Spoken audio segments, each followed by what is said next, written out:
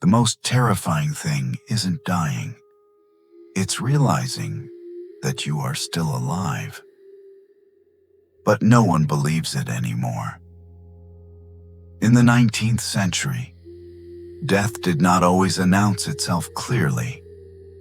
Medicine had not yet developed the tools or methods to define it with certainty. But illness could imitate death with terrifying precision. Cholera could slow the pulse until it could no longer be felt. Typhoid could weaken breathing until it left no visible trace. The body could grow cold, take on a wax-like stillness, and become completely motionless. No movement, no visible breath. And sometimes, that was enough. Enough to be declared dead, even when it wasn't. And for many, that was the true horror of the Victorian age. Not death itself, but being trapped inside it. In the Victorian era, death was not a single moment. It unfolded over time. Once someone was declared dead, things began to move quickly. The body did not remain the same for long, and time mattered.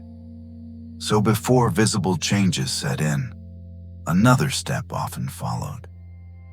A photographer was called to create an image. For many, no image existed from life. And for their loved ones, it became the only way to preserve the image of someone they could no longer hold, even if only as an illusion. Before the body began to change, before time altered its appearance. During epidemics, there was even less time. Waiting almost disappeared. Everything accelerated. But before the photograph was taken, the body was not left as it was. It was arranged. If the condition allowed it, the deceased were seated. If not, they were positioned as if asleep. Once the position was chosen, the posture was adjusted. The head was supported, sometimes with hidden stands beneath clothing. If the body could not hold its form, it was secured, just enough to remain still. Hands were placed carefully, as if the person had arranged them in life. Most of the work was done on the face.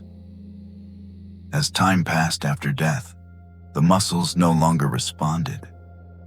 If only a short time had passed and the eyes had not yet clouded, the photograph could appear almost natural. If more time had passed, the eyes were closed. In some cases, they were later painted onto the photograph, not restoring life, only imitating it.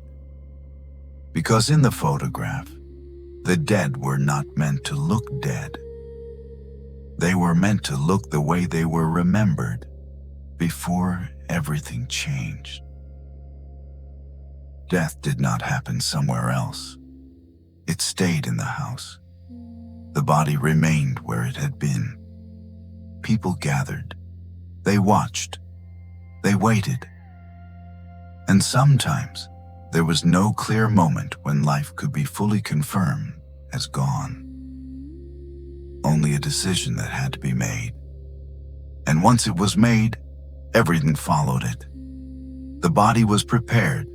The process continued, even when certainty was not complete. And that was the fear. Not dying, but being declared dead before death had fully taken hold. Because once that line was crossed, there was no time left for anything to change. The point of no return had already been passed. But this did not always happen the same way.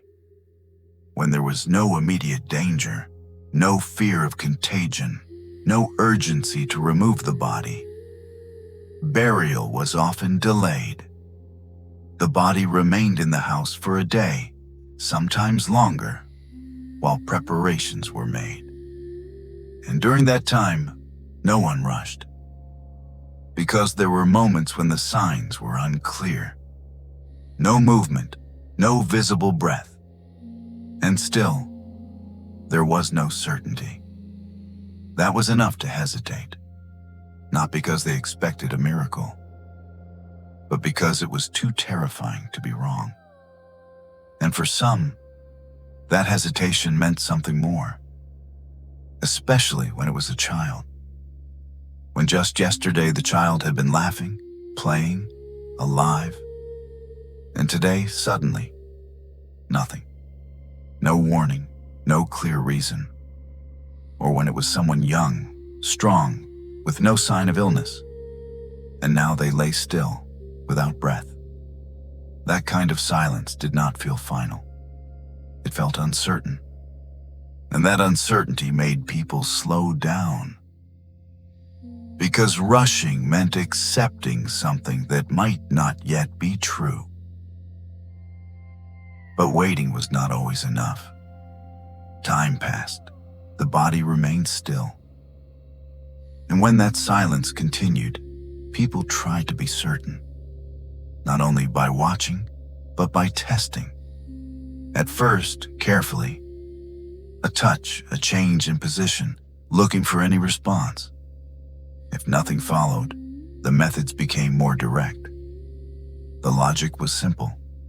The living react. The dead do not. And for most, that was enough. Enough to decide that everything had already ended, that it was time to move forward. But not always. Because sometimes, even in that moment, just before everything continued, something felt uncertain, not visible, not provable, but present.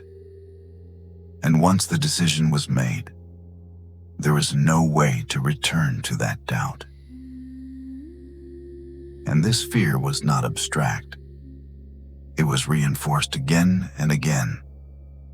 Newspapers reported cases of people who were declared dead and later showed signs of life, sometimes before burial, sometimes only just in time. These reports were not always detailed. They were not always confirmed. But they spread, and they stayed. People remembered them. They repeated them, quietly, but persistently. And each story carried the same idea. That death might not be final when it was first declared. That a mistake was possible. And if it was possible once, it could happen again. To anyone. At any time. And that thought changed everything. Because it meant that no moment felt completely safe. And each story carried the same idea. That death might not be final when it was first declared. That a mistake was possible. And if it was possible once, it could happen again. To anyone.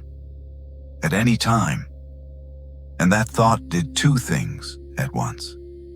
It terrified, and it gave hope. Because if death could be mistaken, then it could also be reversed. And that made every moment uncertain. Today, everything looks different. Death no longer stays in the house. It has moved elsewhere, into hospitals, into institutions, into spaces where it is observed, measured, confirmed. The uncertainty that once surrounded it has been reduced. Not completely, but enough to make it feel control. We are used to thinking that there is a precise moment when life ends, that it can be defined, recorded, and verified. And because of that, something else has disappeared. The need to hold on to a final image. Photography changed as well. It became accessible, common, continuous. People no longer needed a single last photograph to preserve a face, because that face had already been captured many times before. And so, what once felt necessary, what once felt like a way to make sense of death, now feels distant, unfamiliar, almost impossible to understand. But that distance can be misleading, because those photographs were never meant to disturb. They were meant to solve a problem, to create certainty where none truly existed, to make death feel final, even when it might not have been. And perhaps the most unsettling part is not what people did back then, but the fact that the fear behind it has never completely disappeared.